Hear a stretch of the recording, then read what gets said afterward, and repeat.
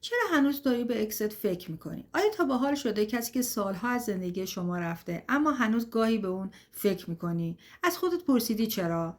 4 نکته من میخوام خدمتتون بگم. نکته اول، خاطرات احساسی ماندگارترن.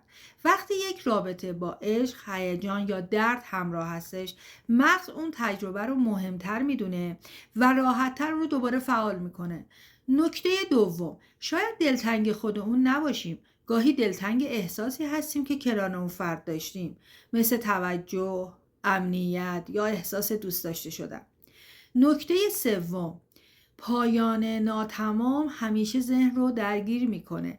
اگر رابطه بدون توضیح یا پاسخ تموم شده باشه، ذهن بارها گذشته رو مرور میکنه تا برای اون یک معنایی پیدا بکنه. نکته چهارم، فراموش کردن به معنای پاک کردن نیست. هدف این نیست که گذشته رو خودت رو حذف کنی، بلکه باید یاد بگیری گذشته، آینده و احساسات امروزتون رو کنترل کنید. اگر میخوای در واقع در مورد روانشناسی عشق، جدایی و روابط رو بهتر بشناسی، کانال رو سابسکرایب کن و زنگوله رو بزن تا ویدیوهای بعدی رو از دست ندی.